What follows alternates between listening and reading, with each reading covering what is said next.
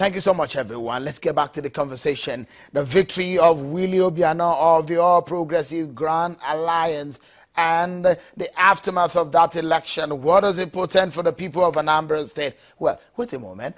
ABGA is the only political party that has perhaps the only one state in Nigeria that controls one state. Well, and that's Anambra State. And that the party is keeping that state. So what exactly is it with the party APGA and Anambra State? Well, there are a lot of issues with other parties in that state, the PDP, the APC, and a lot of issues run into this election. And perhaps some of the things that we saw during this election are perhaps the lessons coming to 2019 in the political atmosphere of Nigeria. Let's get down to other issues now. My guest on the program, Clement Nwankwo, the convener of Civil Society Election Situation Room, and also a lawyer, a political analyst, Mr. Daniel Buala. Many thanks for staying with us on the program. Let me come back to you, Mr. Buala. If you look at this election and the run-up to this race, the intensity that we saw, the implications of whoever wins in this race. If you look at it generally speaking, what do you see for in the Nigerian political atmosphere? Because we're already hearing some blame game in the PDP already. Some people are already blaming also in the APC. What kind of reactions do you think this will generate that Obiano now gets a re-election? If it is party wranglings, I think it is not strange in Nigeria where political parties complain at the end of the day. Personally, I think for APC, if Andy Uba and Chris Ngige had thrown their weight as it is expected for Tony Ngoye, with the way Tony Ngoye has come close to the governor in this election, then APC would have had a chance, to be honest. I even had the privilege of being in the Southeast, a week before the election. And I had the feel of how the people in the Southeast were beginning to be receptive, to APC. Then for PDP, I think that it ought to be even a plus for PDP, knowing that Peter Obi decided at the late hour to go on the path of PDP. But then what would have been a plus for PDP was also deemed as a minus because of what happened to this other Uba, Ifeanyi Uba, who then moved to ABGA. Politics is like that. It's all about interest. If someone's interest is not accommodated in a place, especially in Nigerian politics, they are not patient enough, they swap to the other part. And I must commend Anambra because if you look at elections in Nigeria from 1999, Anambra seemed at the beginning to be the one that was, that is difficult to have election there. But so far they have had a free and fair election. They've had an election where all the contenders gave a good account of themselves. But then the winner has to emerge. It is not easy for you to defeat incumbent in Nigeria.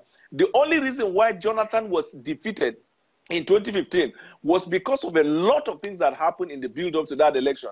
The insecurity in the Northeast, which a lot of people felt he didn't handle it well, plus massive corruption in that administration. Otherwise, it would have been very, very difficult for President Buhari to defeat him. It's always difficult to defeat the incumbent. Mr. Buala, if I may butt in, when you see someone win in all the local government, 21 of the local government, and he wins in all of the local government, this is perhaps the first time this kind of situation is happening in Anambra State.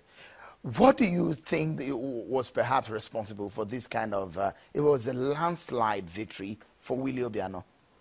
On one hand, it is the bias for ABGA by the natives of Anambra.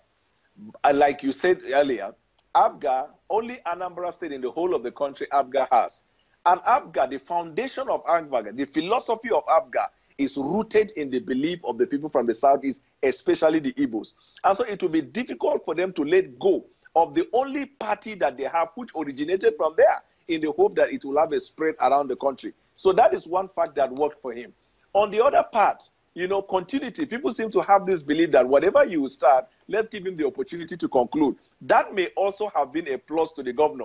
And then we have to also give credit to the governor because indeed, the governor may not have done too much, but the governor has done substantially well in Anambra State. Okay, so let me allow Mr. Clement Nwankwo. Let's talk about some of the issues that came up in this election. A major one is the issue of vote buying. this is not the first time that we are seeing this kind of issue, but the magnitude, from what some of the observers who work with the Situation Room are reporting or reported, how bad is the situation of vote buying? And is this a big lesson for future election?